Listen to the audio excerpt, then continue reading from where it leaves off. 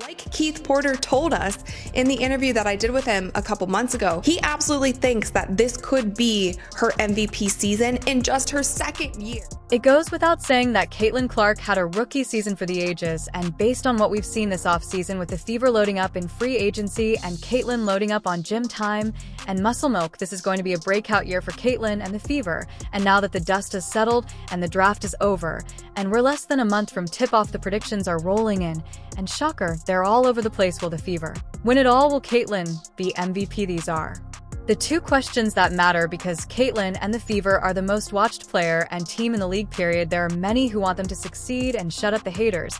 And then there are the haters who would rather see the WNBA fail without Caitlin than have it thrive with her leading the way. And with that said, with the predictions, we're already starting to see the preloaded excuse, that's right, the season hasn't started, and the media is already making up things to diminish Caitlin's MVP award before she's won it. You can already hear it. It's just hype. She didn't really earn it. The excuse train is warming up, and it reeks. Let's get into these predictions. And a hilariously flawed hot take from, you guessed it, an ESPN analyst, plus a few key factors that most of them are completely missing, factors that could push the Fever to go all the way. But first, like this video if you've got Caitlin winning MVP, and drop a basketball in the comments if you think the Fever are championship ready. I am really excited, and I didn't come here for the spotlight. I didn't come here to have more eyes. I came here to win. Okay. All right, so the excitement surrounding the Indiana Fever has never been greater. This is not only the most anticipated season in the Fever's history, but also the most anticipated season for any WNBA team ever. The amount of media attention being paid to this team at the moment is unheard of. We're talking about it nonstop. Every away game will be crowded with Fever supporters, and they receive more national broadcasts than any other club in the league. The WNBA franchise has never had more fans, and the buzz has been well-earned. The Fever had a tremendous offseason, adding proven winners in addition to talent. Point game. DeWanna Bonner has never scored 40 in a game. She could do it right there! 41! They just have to be more consistent, especially on the defensive end. And Natasha Howard having her way tonight. Sydney Carlson, Natasha Howard, Dana Bonner, and other superstars join the squad, along with spark plug Sophie Cunningham, who will stand up for Caitlin, unlike her team from the previous season, who merely watched her get decked out. What irritates me is that no one came to Caitlin Clark's defense now. Indeed, it won't happen this year because Caitlin has the league on her back, and we can't allow anyone to drag her down. These are seasoned athletes who understand how to compete, win, and most importantly, manage the pressure that comes with such a large spotlight. However, the biggest upheaval was likely at. We won't get this again. There's no saving. There's no conserving. You leave everything that you have out there on the floor. They moved on from Christie Sides and brought in Stephanie White, a coach with championship experience, sharp X's and O's, and the kind of leadership presence that can take this team to the next level. This new head coach of the Fever comes back to Indiana with one of the most illustrious basketball resumes in the sport's history. White knows how to manage a roster full of big personalities and big expectations, which is exactly what this group needs, and the sports books agree that she'll have a huge impact. More on that in a moment, but let's face it. New Fever head coach Stephanie White returns to Indiana with one of the most legendary basketball resumes in the history of the sport. She represents the franchise, the league's public face, which helped the Indiana Fever transform from rebuilding bottom feeders to one of sports' most talked about teams. Caitlin is more than just a celebrity. She is a movement. She is the player who breaks jersey sales records, sells out arenas in minutes, and attracts millions of fans to a preseason game. Just wait, it will happen. Now that the Fever have a stronger roster and a more seasoned coach surrounding her, she is set to reach a whole new level. The team is deeper, smarter, and hungry, but the main driver of it all is still like Caitlin Clark. The league is evolving. Channel defense by the Sparks fans. 6 on the shot clock. Clark, a deep three! Good interior passing, but Indiana's got to stop letting the ball get into the paint. They've got to keep it out. Clark, step back, hits a three! Before Caitlin arrived, the playoffs were a place they hadn't been since 2016. I won't go over all of Caitlin Clark's statistics because you've already seen them and know what she did. But the real story is the Fever franchise's turnaround, which is why these predictions I'll get to in a moment are either accurate or completely off. That can discourage Alyssa Thomas from making some of her great passes. No one picks up Clark, who cans the three. Beginning with Season 1 and ending with Season 8, Caitlin, and by extension the entire Indiana Fever, flipped the switch, went on a tear, locked in, and finished the regular season at 20-20, punching their ticket to the playoffs. It wasn't just a comeback, it was a full-on resurgence, and during that time, Caitlin was putting on MVP-caliber performances like it was nothing. As a rookie, she finished 4th in MVP voting, and now, following her first truly off-season to rest, recharge, and hone her game, she's returning jacked, locked in, and ready to light it up. You would think that the momentum from the Fever's strong finish to the previous season, the significant off-season additions, and the fact that Caitlin's potential has only just been discovered would all be represented in the preseason rankings for 2025, but that isn't exactly the case. The ranks are all over the place.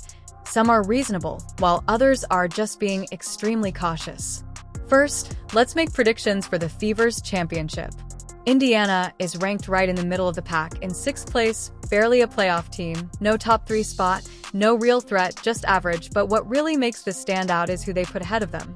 Fansided recently released their preseason power rankings, and yes, it will raise some eyebrows. Yeah, sorry, they were better than the Sun. So after the first 10 games, I know when you look at the standings, that has to be taken into account, but after they figured it out, they were the 4th best team in the WNBA. They did better than the Storm, they did better than the Sun. Now, if you look at the odds makers, they're much more confident in the Fever. Most betting markets have Indiana as the 3rd or 4th favorite to win the WNBA championship this season, which makes sense if you've been paying attention. There are also some voices in the WNBA media space that are actually going even farther, with some suggesting that the Fever aren't just a top 3 team, but could be the 2nd best or even the best team going into 2025. They added experience into Juana Bonner and Tash Hare as well as re-signing Kelsey Mitchell. The remaining core of last year's team in Clark, Aaliyah Boston, Lexi Hull will have mentorship from these players. The big upgrade was the hiring of Stephanie White, but expect the Fever to continue to put pieces together this season, inching closer to full potential as a full team with a Clark lean team. 6. You think the Seattle Storm? The Seattle Storm weren't even better than the Fever last year. Currently, the coaching change last year was one of Rachel's most significant points. From Caitlin's early remarks about not really receiving much advice from anyone to her off-season remarks that subtly hinted at a lack of strategy to the obvious on-court frustration, it was clear that the Fever weren't winning because of Christie's sides. They were winning despite her. With a new coach and Coach Stephanie White, a lot of the games that the Indiana Fever team lost last year were close games that they weren't able to pull out at the end. A lot of that comes down to coaching. Now you have a veteran coach in Coach Stephanie White. You have seen her be so involved with her players. Also, none of these players played overseas this season. Some of them played in Unrivaled, some of them played in AU. They were all here, and a lot of them were in Indiana training all summer. There are just so many things from what we know about this team. And again, I know that I have not seen this team on the court together. We don't know how the chemistry is going to shake out, but seeing what they had last year and now seeing what they have this year, I have them shaking out at the end of the season being that number 2 seed in the WNBA. And if they can get it together quick enough, they might inch their way into that number 1 seed. The coaching change was the first domino to fall because of this. Let's face it, when you have the best player in the world and the entire sport is watching, you need a coach who can match that level. Otherwise, it's a nightmare waiting to happen. I won't say Caitlin Clark is a coach killer. Rachel raised an issue that hardly anyone else is discussing: the effect of players staying in the United States, such as Caitlin. Since the majority of the Fever's core didn't travel abroad during the off-season, they aren't arriving exhausted or jet-lagged. Instead, they have been training together in Indianapolis, developing chemistry and cohesion. This type of continuity is important, particularly in a league with so much off-season movement. It could mean that the Fever start hot and remain steady while other teams are still getting their bearings. Additionally, there is one more thing to think about that could turn the entire story around. The Fever's coaching staff is destroying Caitlin Clark's offensive game. This one is just so beyond defensive. Caitlin Clark blows by the defender off a pump fake right here. So what is that Fever player doing? Fever have no idea what they're doing with Caitlin Clark off ball screens. Rachel refers to it as preparation, and she's right. But I'd go a step further and say it's also swagger. The Fever are the WNBA's top team right now, and they're performing in front of crowded arenas with fans yelling their names, holding up signs, and lining up outside hours before tip-off.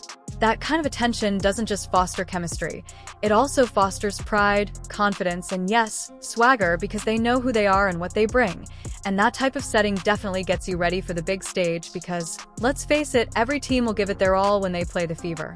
No discounts, no freebies. The league's players will consider each game as their own personal all-star showcase because it will be a struggle and almost all of them will be broadcast nationally. And another thing that is going for the Fever that's going to make them a really hard team to play is that they turn every home game and every away game into a home game. That home crowd follows them wherever they go. Every single Indiana Fever game is going to be played on a big stage. All of the teams that they are playing against, they are moving them to other arenas. The Indiana Fever are preparing themselves through the regular season for the big stage when it comes to the playoff. Honestly, this is fantastic for the WNBA. The intensity is going to be sky high, and we're going to get some of the best games we've seen in years. But it's also a huge advantage for the Fever, because by the time the playoffs roll around, this team will be battle-tested. They won't be surprised by the pressure. They'll have already faced it every single night. Now, let's talk about the main rock star herself, Caitlin Clark. She's got the team.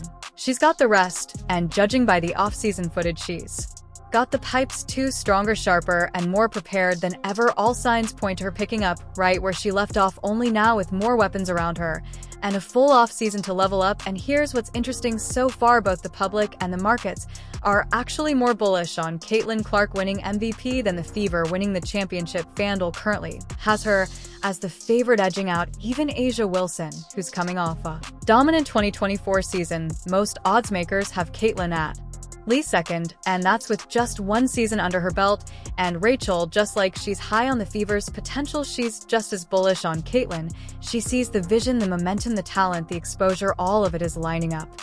But this notion that the rest of the WNBA is being slighted, I just think is counterintuitive, because the rest of the WNBA is being boosted. I don't know how many different ways I have to say that. I mean, Napheesa Collier, as much as she might have a beef with not being promoted enough, is a much bigger name now than she was this time last year. And now Caitlin Clark is surrounded by not just a couple great players, the entire squad is finally full. So my prediction going into this season is that teams are not going to be able to face guard, to double team, to pick up full court like they were last year, because there are so many other threats on the court with this Indiana Fever team. And I think with having a coach like Stephanie White, she's gonna have a better system, a better scheme to break some of these defenses that they didn't have last year. So I think all of this put together is just a perfect storm, a perfect recipe for Caitlin Clark. Like Keith Porter told us in the interview that I did with him a couple months ago, he absolutely thinks that this could be her MVP season in just her second year in the WNBA. That is why she is my choice for the 2025 WNBA MVP.